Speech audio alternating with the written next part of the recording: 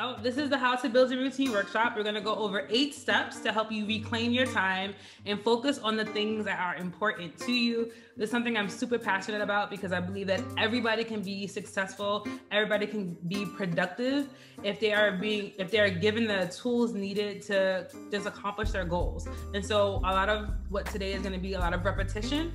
I'm gonna say the same thing several different times just so that I can make sure that you're understanding it. Here we go. We're gonna go through these 8 steps. These 8 steps are 8 chapters in an ebook I sell on my website. This ebook, I do want to give the caveat that this ebook is very specific to career goals, but I do believe if you are a critical thinker and you know how to read to understand, you can use this book and apply it to any area of your life that you think it would be beneficial to use, okay? So these are the 8 steps we're gonna go through today. We're gonna get to know ourselves, we're gonna define our goals, we're going to figure out how productive our environment is. We're going to develop our skills. Remember that the people around us matter. We're going to talk about a little bit about personal time management and managing the people around us. And then I'm going to give you some quick tricks to greater time management, because time management and goal setting are all a part of your routine, okay? So just letting you know again, the Reclaim Your Time is an ebook that I sell in the store. It's a digital download. You will get an email after today's course with all of the links you would need if you wanted to download this book or if you wanted to join the community, which again, we'll talk about later. So You Can Do It is the companion book to the Reclaim Your Time book. It's specific to the art of goal setting and establishing self-discipline. It's a digital download and it is the companion book to the Reclaim Your Time book. So now, get to know yourself. When you are building routines, it's important for you to build a routine around who you are. So you don't want to build a routine because it sounds like a good idea or somebody told you to do it. Because it doesn't matter to you because it's somebody else's idea. And so if you know who you are, what your strengths and your weaknesses are, you can build your routine and your goals around your strengths and avoid your weaknesses. So a good example I like to use is I like to work out. I take that back. I want to like to work out. So everyone who's anyone in the entrepreneurial world or in the productivity space, they're like, oh, you have to get up super early and you have to work out. It doesn't work for me because I don't like to get up early.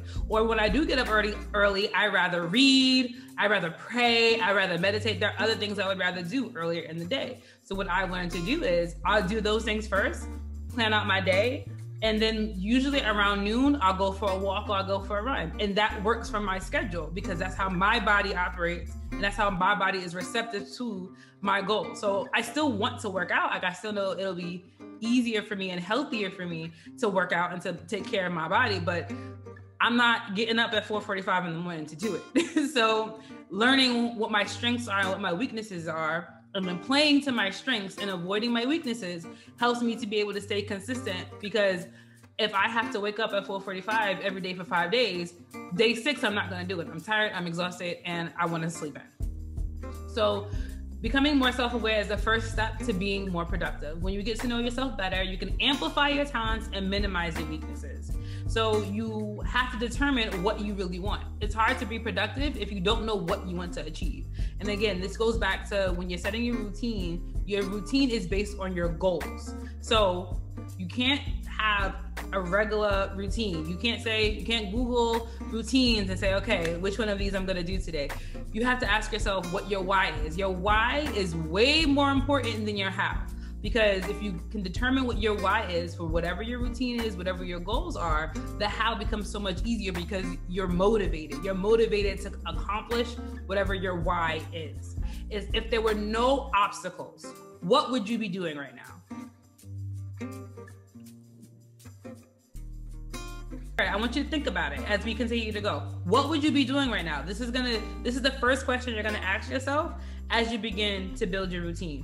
What would you be doing right now if there were no obstacles? And the reason why this question is also important, because I want you then to define your obstacles.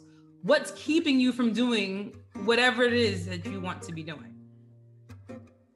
This is important because one of my personal struggles has always been, I always felt like I can't do this, or I can't do that, or I can't do whatever. And when I ask myself, why can't I? the reason is usually nothing. There is no real reason for me to not be able to do anything outside of this feeling that I can't. And so this goes back again to being self-aware. If you're self-aware about like why you're doing, what your motivations are, it also helps you to break down those things that are stopping you from achieving your goals and maintaining your consistency. So again, building on who you are as a person already, what are already your daily habits? What are already things that you do every day? Now this does two things. It shows you where you're spending your time currently, right? And it also shows you where you have time to fit. So I said earlier, I don't want to wake up at 4:45 to work out, but I'll wake up at 5:45 so that I can pray, journal, meditate, like do my other like self-care rituals because that feels good to me. And so that's what I want to do. That's what's important to me. Those are things that I've incorporated in my daily habits. Now, part of that as well is that before I was able to establish my routine, I didn't want to get up because all I was doing was thinking about all the things that I was dreading, like going to my 9 to 5 or having an uncomfortable conversation, or I had to wash the dishes. Like there were like, I would lay in my bed, 7:30, just lay in my bed and just think about all the things I didn't want to do. And so I had to recognize that was a part of my routine. I would wake up, I would lay in bed and be miserable, and then get up and have my day. And so once I was able to recognize that was already my routine, I was like, I don't want to do that. Like that sounds terrible. So how can I fix this and how can I switch things out? Okay. So again, we're not creating a whole new version of yourself. You're just asking yourself who you are and how you can be better, and then building your routine on that. So now we're going to define our goals. Define and prioritizing your goals helps you to set your routine. So again, what do you want out of your life? Short term, long term. And short term could be like, you want to redecorate your guest room, right? That's a short term personal goal. Or a short term career goal could be you want to make a presentation in front of your boss, right? Or you want to do the research required to start your own business. Whatever your goals are, I'm an open goal person. I'm not pushing my ideals or morals on anyone. Whatever your goals are, that's what I want you to think about for the short term and for the long term. Once you have those in your mind, then your routine is going to be a reflection of your goals. So you have your big picture goals that you whittle down to day-to-day habits, and those become part of your routine. So your routine is going to look like self-care, productivity, and then personal growth. All right, you have self-care, productivity, personal growth. And so every day you're going to be doing something that fits into each of those buckets, something that makes sure you're taking care of yourself, something that helps you to push towards your financial or your career goals, and something that helps you to grow towards your personal goals.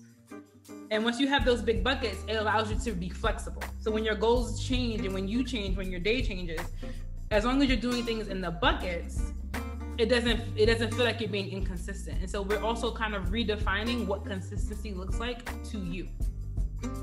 As long as every day you are checking something off of your big to-do list, like your big goals, you are adhering to your routine.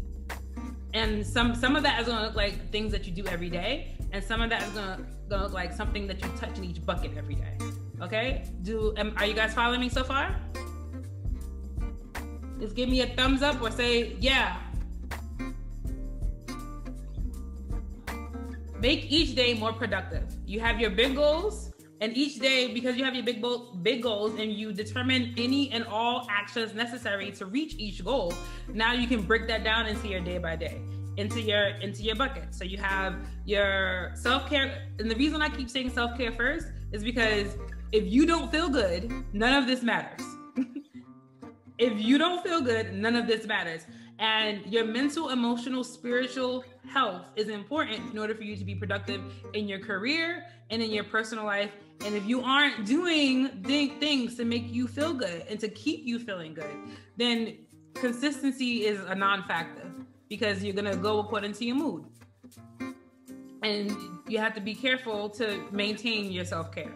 So you don't want to wait until you're facing a crisis to begin managing your time. You want to have these things in place so that you're developing a productive routine that caters to, again, who you are, right? And right now we only have girls in the chat, right? And so you also have to, I want to point out that you want to consider like your moods, like your hormones, your like how you're going to go about the day. Like you don't want to plan things around periods of time where you know you're not going to be in a good mood.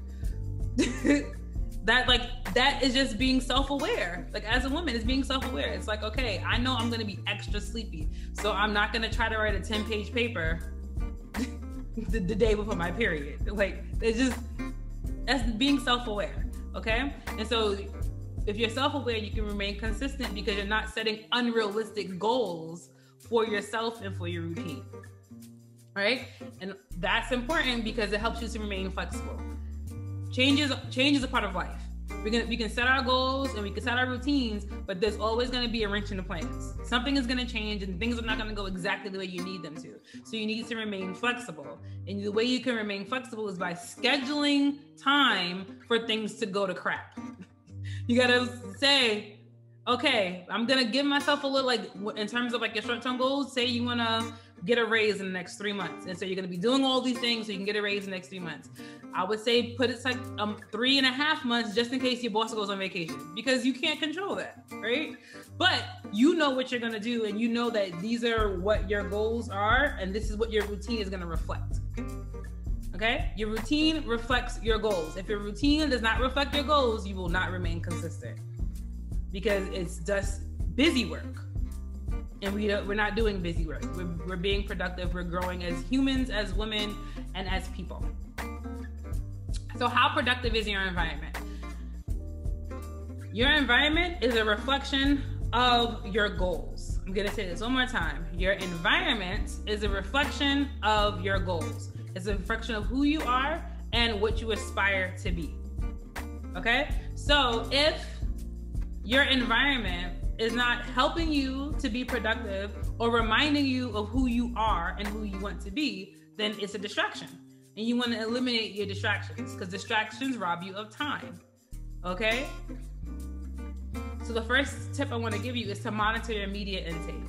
Now, I am not one of those people that says like, I don't like the people who say you can't have fun and be productive because it's not true. And again, I would be a miserable person if I couldn't binge watch Friends every other quarter, okay? I just want to be able to, sometimes you just want to be able to veg out and enjoy yourself, but you need to monitor it so that it doesn't become a distraction or a deterrent from what you're trying to do. So if you're scheduling time to enjoy yourself, make sure you're monitoring your media intake and you know, okay, I'm only going to spend 2 hours on social media. And when I say social media, I mean all social media, not just, so you're not going to spend 2 hours on Instagram, 2 hours on Facebook, 2 hours on TikTok, because that's 6 hours of your day that's gone and you're only going to be awake for like 4 more hours after that.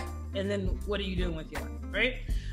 But you want to make sure that you're cognizant of these things so that you can adjust accordingly. It goes back to step 1 when I was asking you what already is your routine.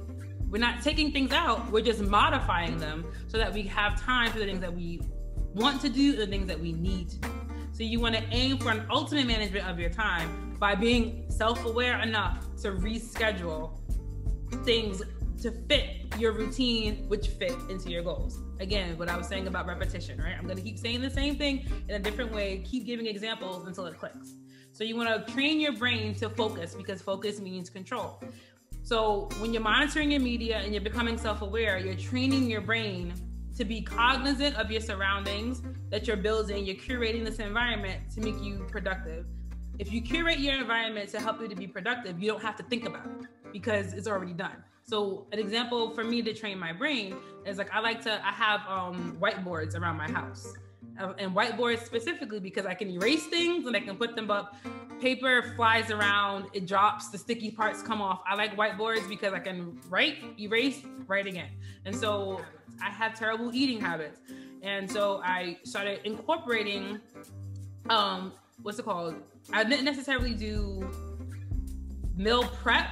I did like schedules. So it's like if I knew what I was gonna eat ahead of time, then even if I had to go to the store and buy it, it was like it took the thought out of having to go get the food. So I have on my refrigerator a whiteboard that says what I'm gonna have for breakfast, lunch, and dinner Sunday to Saturday. And then I take that list, I take a picture, go to the grocery store, I buy all the things, and then because cooking is a part of my routine, I'll look at the schedule, take my food out, and I'll cook. And for me, meal prepping doesn't work because it feels intimidating. And I can be honest, it feels intimidating, but if I know what I'm gonna eat, it takes some of that guesswork out for me, and now I can go about my day. And I've trained my brain to look for cues, right? So I know that my whiteboard is gonna give me information. So if I forget, I can look at my whiteboard. Or if you're a person that writes things down on paper, make sure you have the paper around. Or one of the things I tell people all the time, you can use things that you have. Your phone, if you have an iPhone, if you have an Android, has the capability to set reminders, to take notes. Train your brain to look out for things that are gonna help you to stay productive. And again, I'm gonna keep saying it, take a break. Our bodies have a finite amount of energy. You cannot go until you're gone, because you get more rest when you plan your rest. I can, again, speak from personal experience. If you have like a mental breakdown, a panic attack, an anxiety attack, if you get sick because you were running and you didn't give yourself rest, it takes more time to recover than it does to rest. I'm gonna say that one more time. It takes more time to recover than it does to rest. And so if you schedule your rest, you don't have to recover later. All right, so far so good? We at the halfway mark. We're gonna develop your skills. Now, this is a little bit more tricky, because why is this important, right? You read, you write, you speak as a part of almost any goal you're gonna set. And part of this process that we're doing is like an automation of your habits. And so if you're automating some of your habits so that you don't have to think about them, it makes the choice for you, so you don't have to make a choice in the moment. So I'm sure you guys have heard this phrase before, an ounce of prevention is better than a pound of cure. And so all of these steps are preventative, so that when you are in the moment, you already have an answer. You don't have to dwell too much on thinking about how to solve a problem. And that way you can remain consistent. Because like that split second where you have to make a choice it's already done. You don't have to stop, full stop. And so reading, writing, and speaking. Reading, you're gonna start with reading because you have to start with the purpose of your reading. Now, whether you're reading for your work or your job, or you're reading for personal development, or you're reading for research, you wanna ask yourself why you're reading what you're reading. And you wanna read the beginning and the conclusion of any article or book you're gonna read, except if it's for enjoyment. You don't wanna ruin the fiction book or the romance novel or the sci-fi book. You don't wanna do that.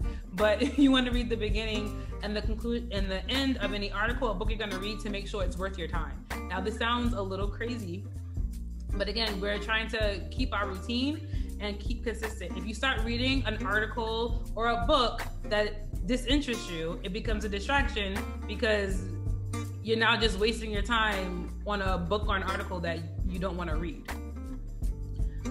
But if you're researching or reading a book or article that is helpful to you, you want to take notes, going back to this point of keeping a pen and paper handy, or keeping your notebook or whatever handy, so that you can write down your ideas. You can write down your ideas, and you can write down tips and tricks that are going to help you to be better.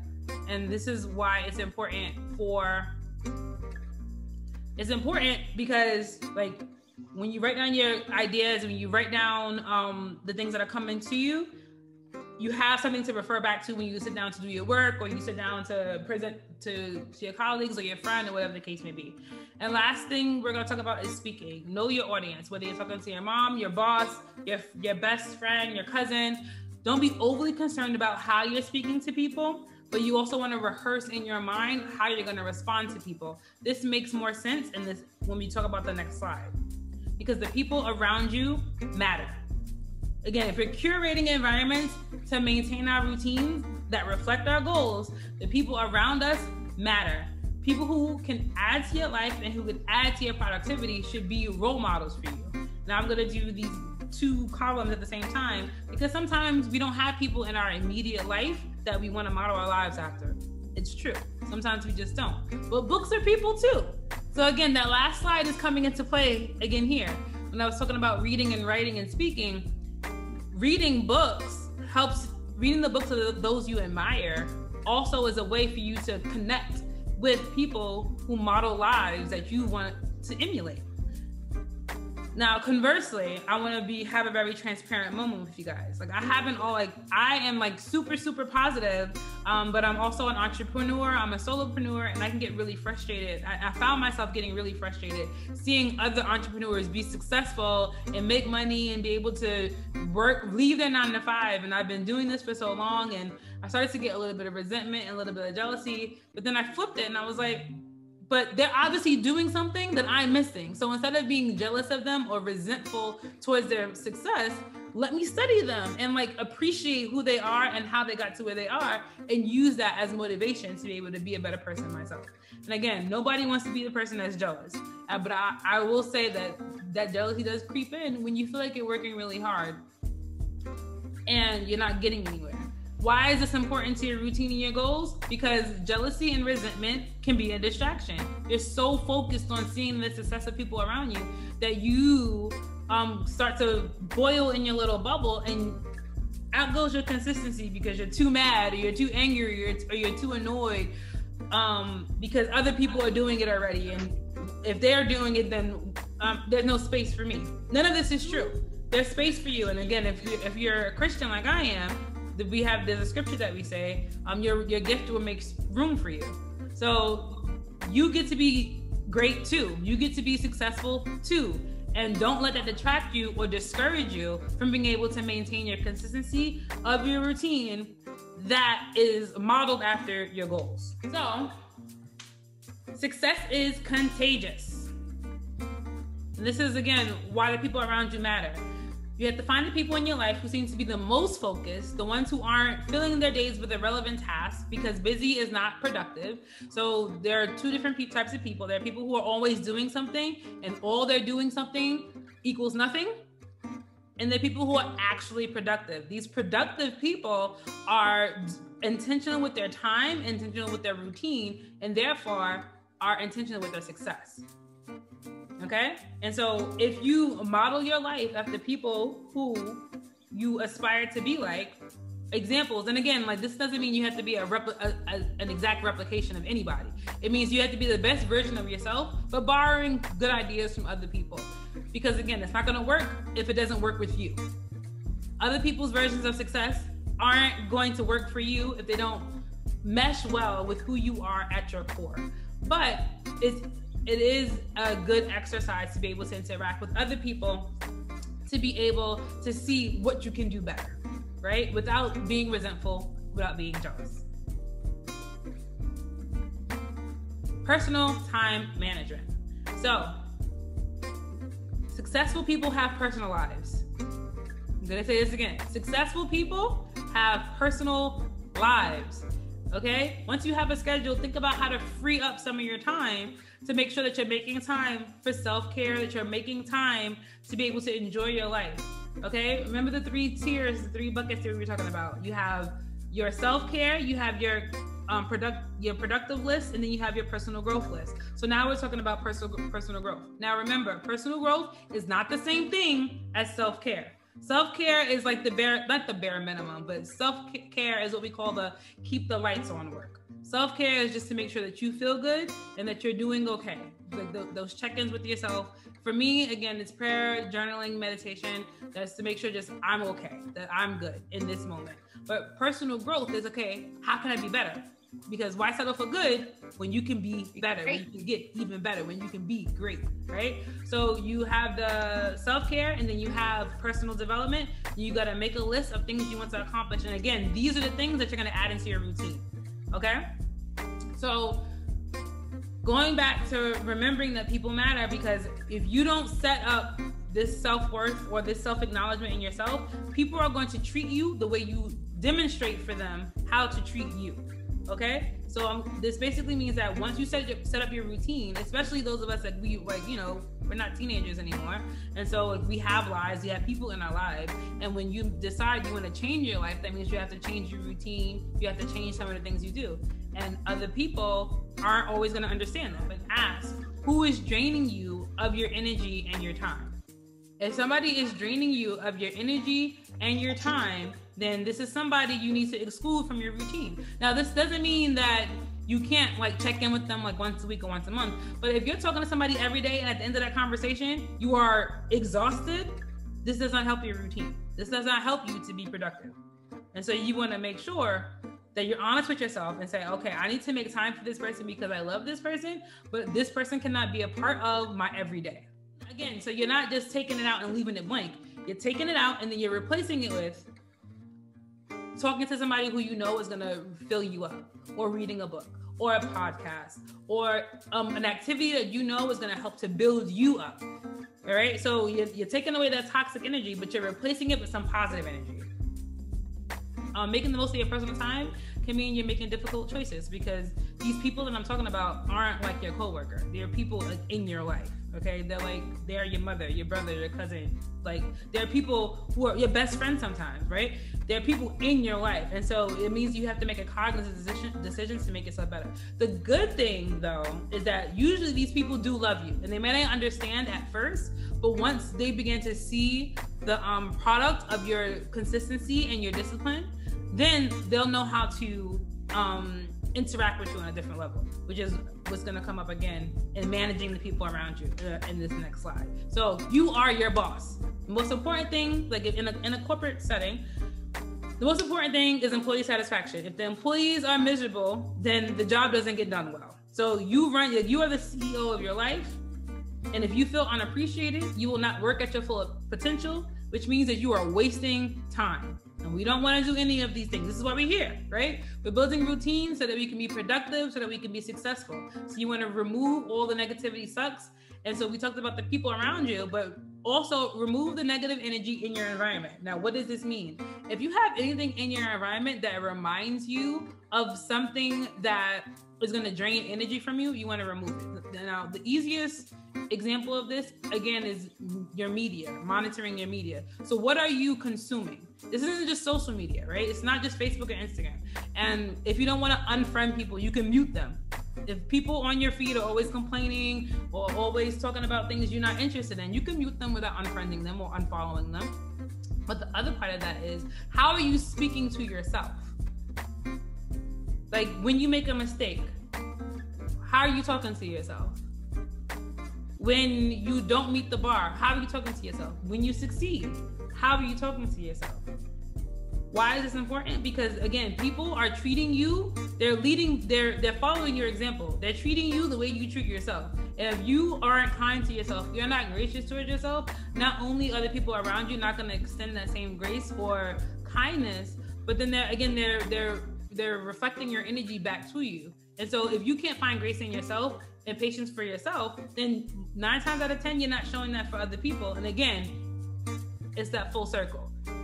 You want to make sure that your bedroom and the place where you rest is a positive environment. You want to make sure your workspace is a positive environment. So that means physical things, but also people as well. You're curating the space that is going to help you to maintain your routine, which is going to result in your consistency. And all of these things are founded in your goals as a human, as a person in this world, and your routine is a reflection of that. And that way, if all of these things are working in tandem, you can communicate your expectations and set the standard for how people are treating you, so you can hold you accountable. Because again, you have all these things around you that are reminding you of who you want to be and how you're going to get there. And then that way you can hold other people accountable. Because I promise you, if you set a standard and you don't uphold that standard within yourself, but you expect other people to hold that standard for you, they're going to look at you like you're crazy. I promise. Because you look crazy. You look double-sided if you say one thing and you're behaving another way, right? But you're setting your environment up so that you can remind yourself of who you are and what you're doing. Lastly, and so this is like the very practical how to do, okay? So when you leave this workshop, this is what I want you to do. I want you to stay organized in your mind, and that means digitally and physically as well. So if you're using a physical book, I want you to go ahead and write down your big goals, your long-term goals, your short-term goals, and put that book in a place. And so when you see it, you know that you can look in it and be reminded of what you're trying to do and where you're trying to go. You want to do this, you're going to start with one goal, right? You have all your goals. And when you start to build this into your routine, you want to start with one. You want to start with one thing. And you want to do it for 5 days, consistently, every day. Start with one new thing you're adding to your routine or one thing you're modifying in your routine. Do it for 5 days. And then once you got those first 5 days down, you add something else to it. And you keep adding to your routine 5 days at a time, adding to your routine until you have the routine that you want. When you get to the routine that you want, you're gonna do the whole routine for 30 days. So for example, if I want to start getting up every day at 5 o'clock, I'm gonna try every day to get up at 5 o'clock, and I'm only gonna try for 5 days. It relieves the pressure for me having to change my whole life overnight because I'm just doing the one thing. Now, what I do at 5 o'clock is my business, but I'm gonna start every day just trying to get up at 5 o'clock. And once I'm already in the habit of getting up at 5 o'clock, then doing something at 5 o'clock is nothing because I'm already up. I'm already doing that. Okay, so I'm up at 5 o'clock every day. And now if I add journaling to my 5 o'clock routine, now every day I'm getting up and I'm journaling. And now at this point, I've done it. I've woken up every day for 10 days. And now I've woken up every day at 5 o'clock for 10 days. And now I'm journaling for 5 of those days. And then after that, I'm meditating. Oh my goodness. And now 15 days have passed. And I've woken up every day at 5 o'clock for 15 days. I've journaled for 10 of those days.